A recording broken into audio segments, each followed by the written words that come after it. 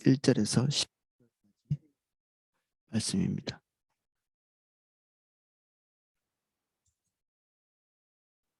제가 내용을 읽어보겠습니다.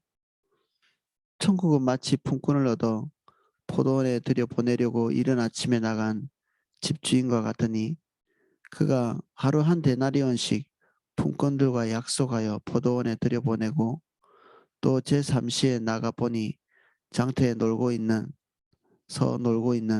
사람들이 또 있는지라. 그들에게 이르되 너희도 포도원에 들어가라.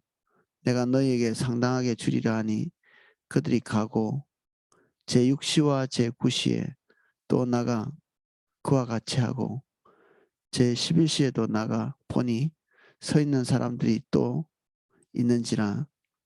이르되 너희는 어찌하여 종일토록 놀고 여기 서 있느냐. 이르되 우리를 품꾼으로 쓰는 이가 없음이니이다. 이르되 너희도 포도원에 들어가라 하니라. 저물매 포도원 주인이 청지기에게 이르되 품꾼들을 불러 나중에 온 자로부터 시작하여 먼저 온 자까지 싹쓸 주리라 하니 제11시에 온 자들이 와서 한 데나리온씩을 받거늘 먼저 온 자들이 와서 더 받을 줄 알았더니 그들도 한 데나리온씩 받은지라. 받은 후에 집주인을 원망하여 이르되 나중에 온 이 사람들은 1시간밖에 일하지 아니하였거늘 그들을 종일 수고하고 더위를 견딘 우리와 같게 하였나이다. 주인이 그 중에 한 사람에게 대답하여 이르되 친구여 내가 내게 잘못한 것이 없노라. 내가 나와 한 데나리온을 약속하지 아니하였느냐. 내 것이나 가지고 가라. 나중 온 이 사람에게는 너희와 같이 주는 것이 내 뜻이니라. 내 것을 가지고 내 뜻대로 할 것이 아니냐. 내가 선함으로 내가 악하게 보느냐.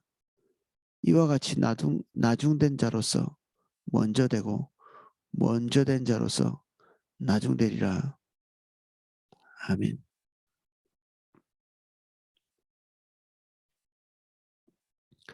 내용을 살펴보겠습니다. 천국은 마치 품꾼을 얻어 포도원에 들여 보내려고 이른 아침에 나간 집주인과 같으니 천국은 무엇이다? 비유를 하고 계시는 거죠. 예수님이. 포도원 같은가요? 집주인 같은가요? 집주인 같습니다. 이 추석에도 천국과 포도원을 연결시켜서 생각하고 있는 부분도 있더라고요. 이 과거의 하나님 나라에 대한 비유를 구약 성경에서부터 포도원에 많이 비유했었거든요. 하나님의 통치, 그 하나님의 세계, 이것이 포도원과 많이 이렇게 연관돼서 비유가 있기 때문에 금방 포도원에 집중될 수 있는데, 우리 문맥을 보면 천국은 그 비유가 집주인과 걸려 있습니다. 우리가 알고 있는 하나님의 나라, 그것은 집주인이죠. 이 집주인이 가지고 있는 특성, 집주인이 가지고 있는 생각, 그 집주인의 세계, 이게 천국입니다. 우리가 천국을 바라고 기대하면 집주인이 가지고 있는 특성과 그리고 집주인이 가지고 있는 생각, 그것에 우리가 집중해야 될 필요가 있습니다. 왜냐하면 천국은 집주인이기 때문에 그렇습니다. 그가 하루 한 데나리온씩 품꾼들과 약속하여 포도원에 들여보내고 아침 일찍 가서 품꾼들과 약속해서 그들을 포도원에 들여보냈습니다. 한 데나리온씩을 약속하고 얼만큼 주마 약속한 이 액수는 이들밖에는 없습니다. 왜냐하면 이들이 일한 것과 한 품삯, 이것이 정당한 노동의 대가이기 때문에 그렇습니다. 한 데나리온, 그리고 하루의 노동, 이게 정확하게 공정한 거래이기 때문에 여기에 이것이 적혀 있습니다. 다른 일꾼들은 얼마씩 줄이라 그런 액수도 나와 있지 않고 사실 그 액수를 기대할 수 있는 그런 사람들은 아닙니다. 아침 일찍 하루 종일 일하는 노동 일꾼들은 자기가 일한 것에 대한 정당한 싹을 예측할 수 있죠. 근데 그렇지 않은 사람들, 늦게 또는 오후에 간 사람들은 그 정당한 한 데나리온의 싹을 기대하기 어렵고 계약 조건으로 그걸 내기도 어렵죠.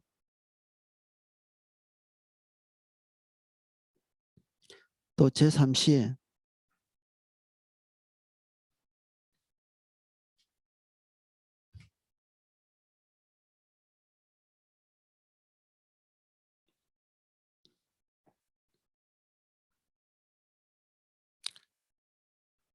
나가보니 장터에 놀고 서 있는 사람이 또 있는지라 그들에게 이르되 너희도 포도원에 들어가라. 내가 너희에게 상당하게 주리라 하니 그들이 가고 제6시와 제9시에 또 나가 그와 같이 하고 제11시에도 나가보니 서 있는 사람들이 또 있는지라 이르되 너희는 어찌하여 종일토록 놀고 여기 서 있느냐. 제11시는 거의 하루가 다 지난 그러한 시간입니다. 우리 시간과 다르게 우리는 24시간 나누고 있지만 이스라엘은 12시간씩 이렇게 나누어 놓았기 때문에 띄엄띄엄이죠. 이렇게. 이게 아마 해가 져가는 그러한 시간쯤 되는 것 같습니다. 이르되 우리를 품꾼으로 쓰는 이가 없음이니이다. 이르되 너희도 포도원에 들어가라 하니라. 저물매 포도원 주인이 청지기에게 이르되 품꾼을 불러 나중 온 자로부터 시작하여 먼저 온 자까지 싹쓸 주라 하니 이 계산은 먼저 일한 사람들에게 주어지지 않고 나중에 일하는 사람들에게 먼저 주어지는, 그러니까 오늘 우리가 본 본문에 오해가 발생하는 것 같기도 합니다. 먼저 온 사람이 한 데나리온 받아서 가면 몰랐겠죠. 근데 여기에 반발을 일으킬 수 있는 이 제일 먼저 와서 노동한 사람들에게 알아야 될 부분들이 있는 것입니다.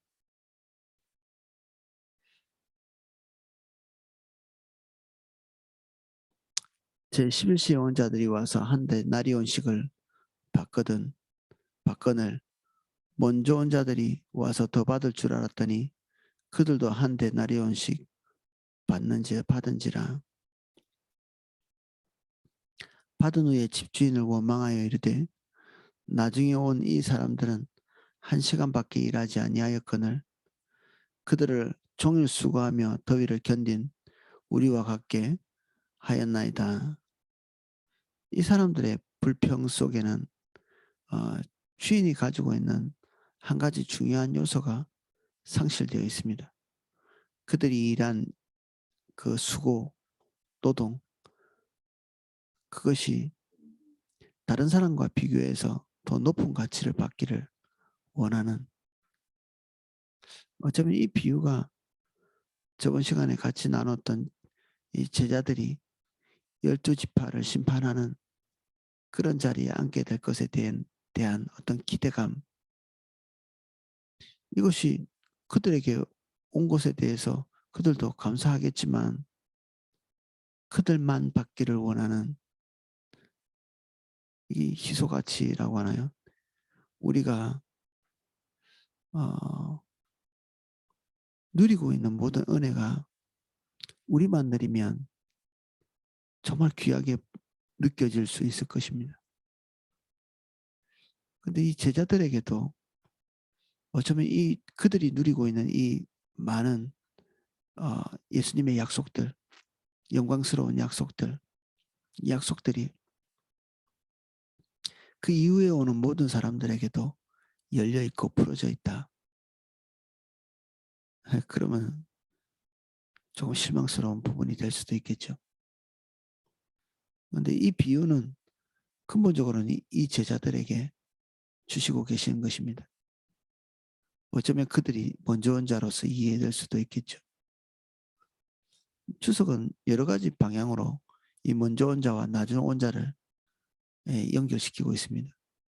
먼저 온 자가 이스라엘 백성으로 또는 바리새인과 서기관으로 비유하는 데도 있고, 뒤에 온 자들을 뭐 세리나 장녀, 그리고 우리 같이 선민이 아닌 이스라엘 백성이 아닌 이방인으로 보는 그런 경향도 있습니다. 근데 누가 여기 먼저 온 자냐, 누가 뒤에 온 자냐, 이것은 이 본문의 핵심은 아닙니다.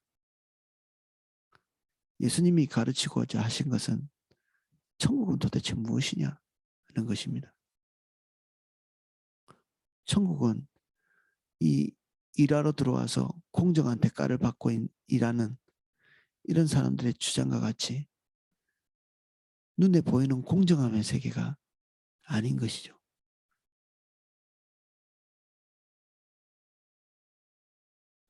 제자들은 이 비유를 들으면서 약간 분노에 사로잡힐 수도 있습니다.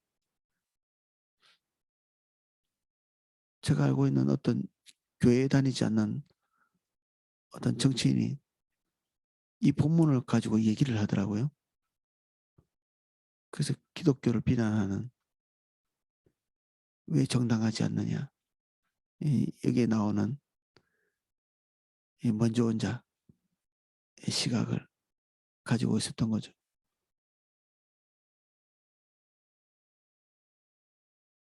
노동이 다른데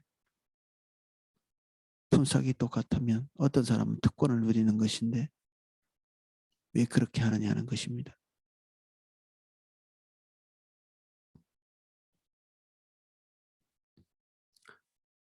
(13절) 우리가 주목해야 할 것이 13절입니다. 천국은 집주인과 같기 때문에, 포도원 주인과 같기 때문에 포도원 주인의 생각이 중요하죠. 주인이 그 중에 한 사람에게 대답하여 이르되, 친구여, 내가 내게 잘못한 것이 없노라. 내가 나와 한 데나리온의 약속을 하지 아니하였느냐? 내 것이나 가지고 가라. 나중에 온 이 사람에게 너와 같이 주는 것이 내 뜻이니라. 집주인은 계약한 대로 이루었기 때문에 신실하고, 그리고 이 일한 사람들은 그 노동하고 그 노동에 대한 대가를 약속한 대로 받았기 때문에 공의롭고 정당한 것이죠. 근데 이 일한 사람들이 집주인이 정당하지 않다라고 주장한 것은 14절, 15절의 이유 때문입니다. 내 것이나 가지고 가라. 나중에 온 사람들에게 너와 같이 주는 것이 내 뜻이니라. 내 것을 가지고 내 뜻대로 할 것이 아니냐. 내가 선함으로 나를 악하게 보느냐. 한 데나리온밖에 못 받은 일찍 온 사람들은 집주인을 선하지 않다 생각했습니다. 근데 집주인은 그들에게 선할 뿐 아니라 노동의 분량이 현저히 작은 사람들에게 하루의 품삯을 채워서 주는 것이 그의 선함이라고 얘기하고 있습니다.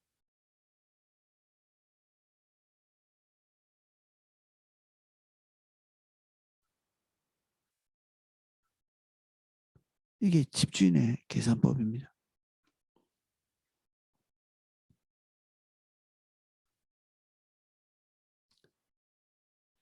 먼저 온 자들은 하루 종일의 대가를 이미 확보한 자들이죠. 그래서 그들은 그 가족들을 부양할 수 있는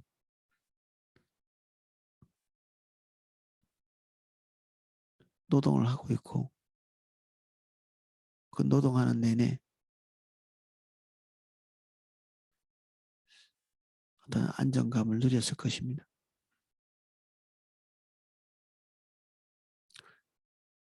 근데 일자리를 구하지 못한 다른 노동자들은 그날 하루 이제 굶는 거죠. 지금 이 시대, 예수님께서 활동하신 이 시대는 경제적으로 굉장히 궁지에 몰려 있는 사람들이 많은 그런 시점이기 때문에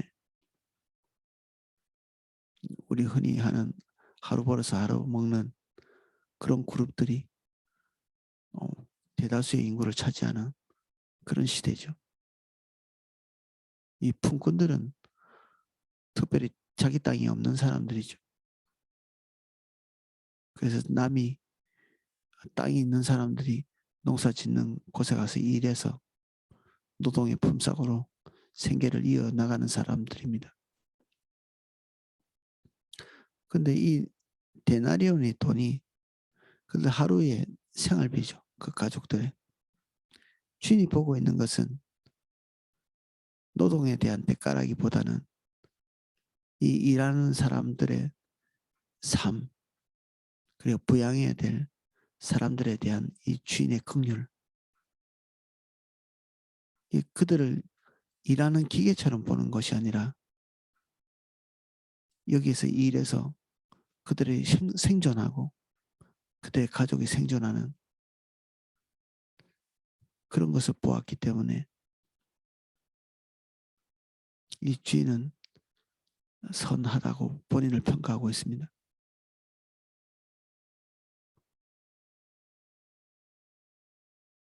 그래서 일한 만큼은 정당한 싹이요. 일한 것 이상의 빈 공간을 채워서 그들의 생존을 가능하게 할 만큼의 액수를 채워서 주는 것은 은혜이고 긍휼입니다. 천국은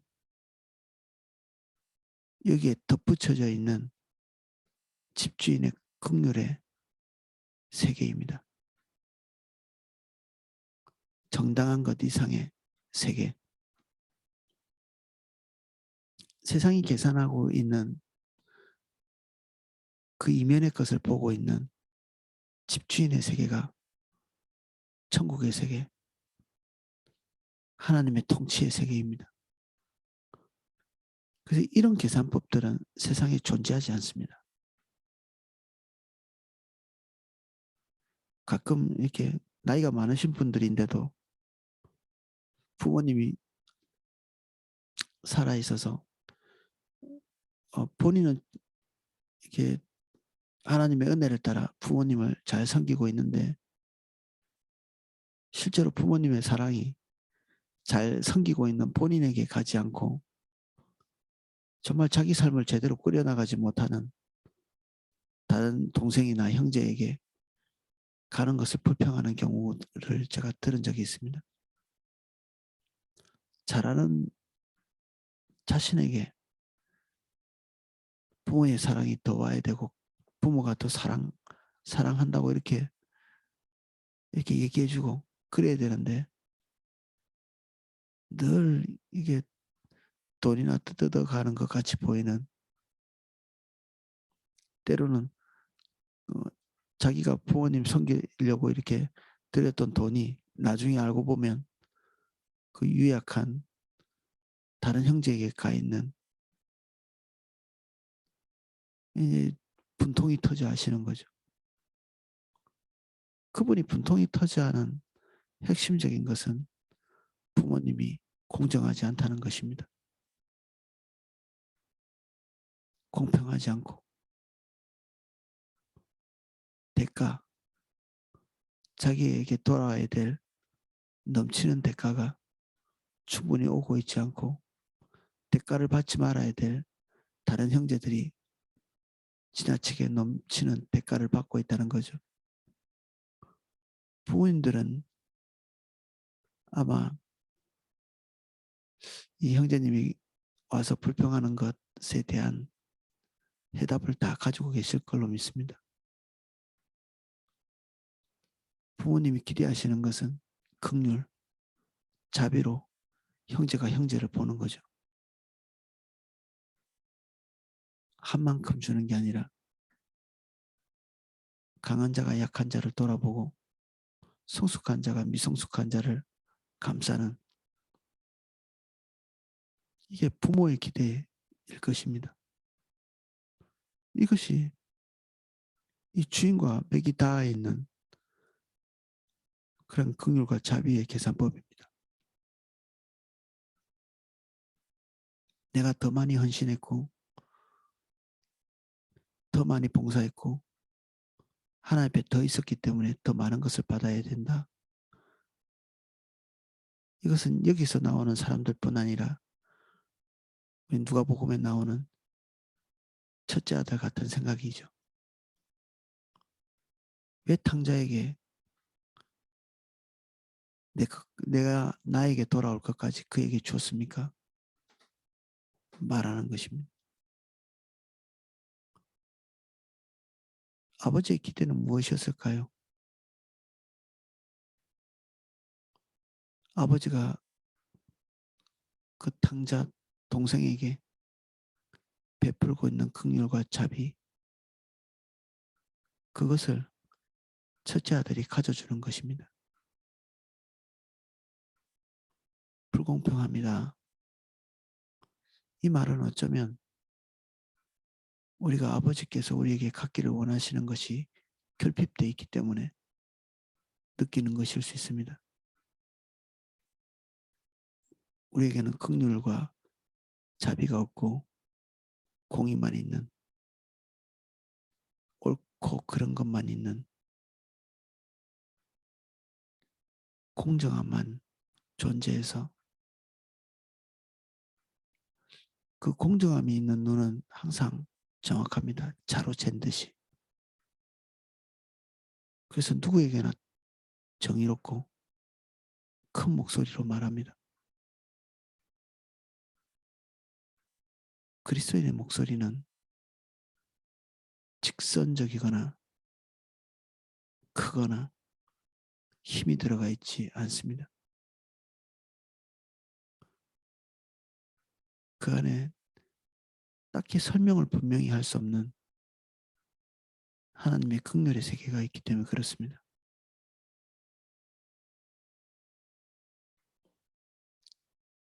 주님과의 친밀함을 잃어버리면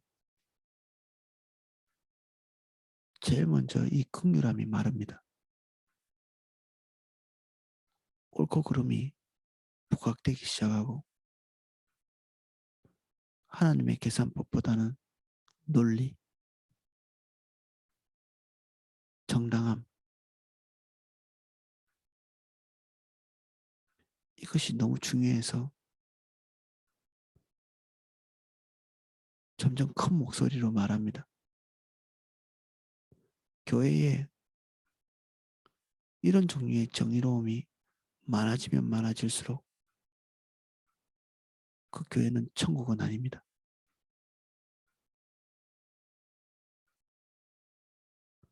천국은 정의롭고 공정한 노동의 계산법 이 위에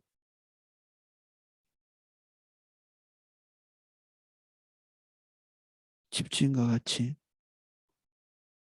그 나머지 분량을 충분히 채울 수 있는 긍휼과 사랑과 배려,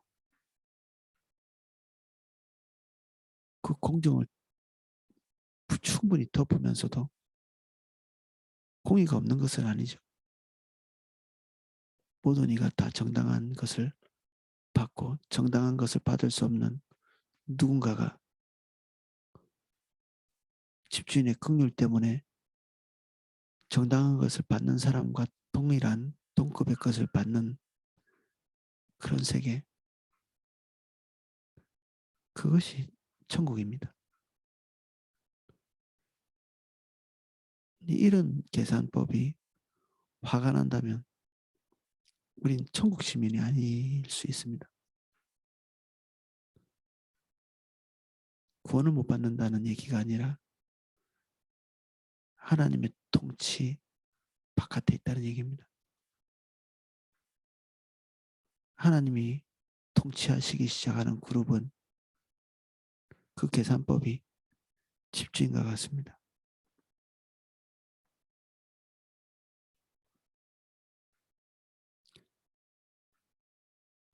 또다시 예수님께서 말씀하십니다. 이와 같이 나중된 자로 먼저 되고 먼저 된 자로 나중되리라. 먼저 되는 것이 정의롭다고 생각하는 사람들은 나중이 되고 나중되어 마땅한 자들이 먼저 되는,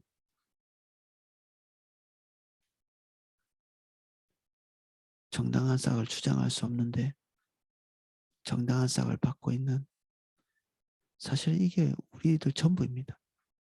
우리 중에 누가 자기가 행한 그 의로움, 그것을 기대어서 하나님의 긍휼을 받은 사람이 있습니까? 우리는 하나님의 긍휼 때문에 구원을 받은 건데 구원 안으로 들어오고 난 다음에는 하나님의 긍휼이 싫어집니다. 구원받을 때는 하나님의 긍휼이 감사하고 하나님의 은혜의 세계에 들어오고 난 다음에는 하나님의 그 긍휼에 분노하고 화내고 공정하지 않다고 말하고 억울함을 표출하는,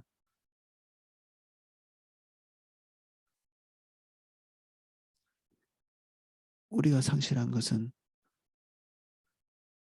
아버지의 마음을 같이 공감하기를 원하는 첫 아들에게 대한 아버지의 마음, 나중에 온 일꾼들이 집에 돌아가서 생계를 유지할 수 있는 충분한 긍휼을 입는 것, 이것에 대해서 공감하는 자세,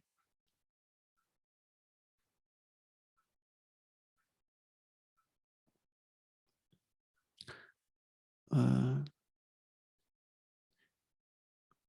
그 크리스마스를 이웃 초청 잔치로 이렇게 하려고 하다가 교회에 처음 온 사람들에게 제일 좋은 자리를 이렇게 배려해서 내주려고 이렇게 계획을 하다가 스텝 중에 한 분이 염려를 하시는 걸 들었습니다. 이웃 초청 잔치라고 이웃들을 위해서 제일 좋은 자리를 너무 많이 하면 기존에 있는 성도님들이 소외감을 느끼지 않겠나? 예, 뭐 그럴 수 있을 것 같습니다. 저도 동의가 되고 그만큼 성숙하지 못한 부분들이 있을 수 있고, 근데 저는 대부분의 성도님들은 더 큰 긍휼을 가지고 이것을 이해할 수 있으면 좋겠다, 그런 생각이 들더라고요.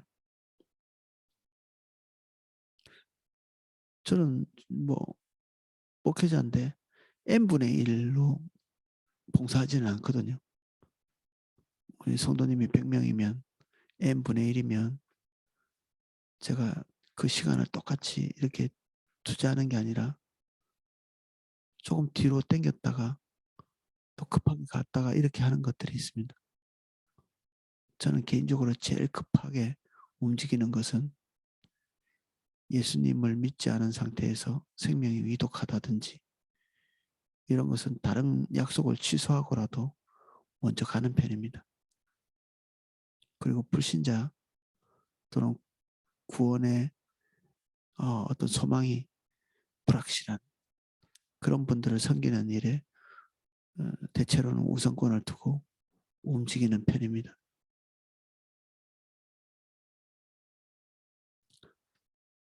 그들에게는 내가 처음이자 마지막일 수 있으니까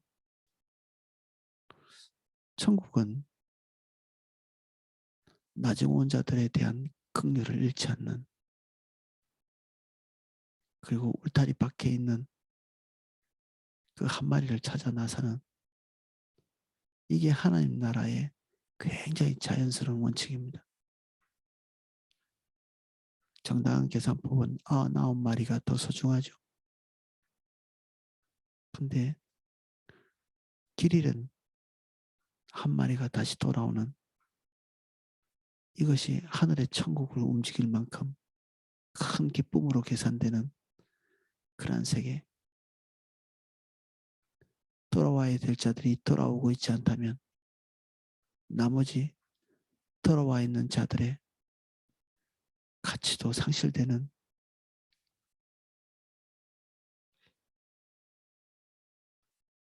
그러한 세계.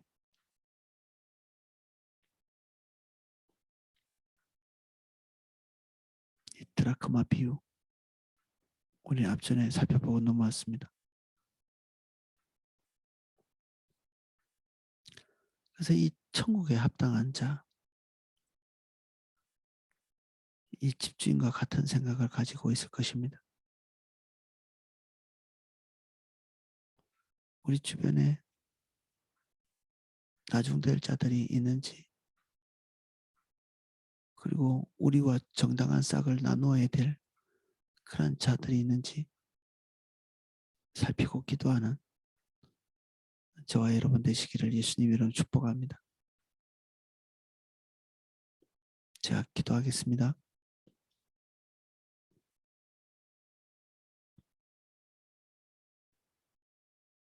우리 것이 확보되었기 때문에 다른 사람이 누려야 될 것이 무관심하게 느껴지는 세속의 계산법 따라 살지 않도록 주님 우리에게 아버지의 마음을 지속적으로 기름 부어 주십시오.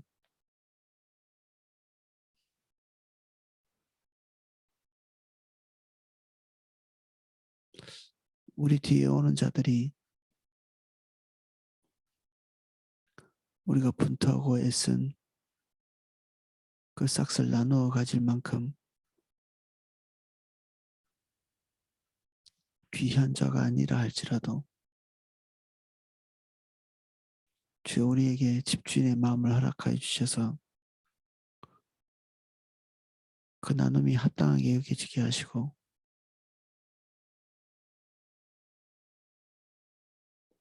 우리가 가지고 있는 소중한 것들이 그들에게 나누어지게 해주십시오. 아침부터 땀 흘리고 온종일 햇볕과 싸운 우리들의 노고가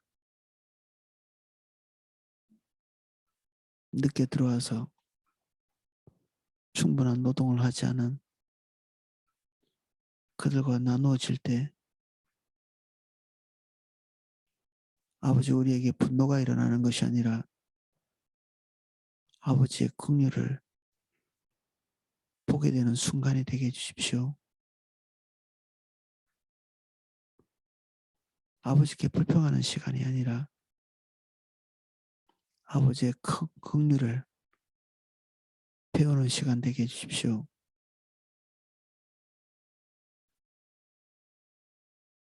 지금 이 시간 오셔서 아버지의 마음을 더 기름 부어주시고 충만하게 해주십시오.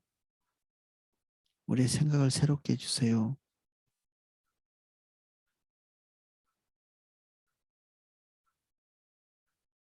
긍휼이 이른 정의를 말하지 않게 해주십시오. 우리의 큰 목소리, 우리의 힘찬 주장이 주님 오늘 주의 은혜로 잠잠케 되게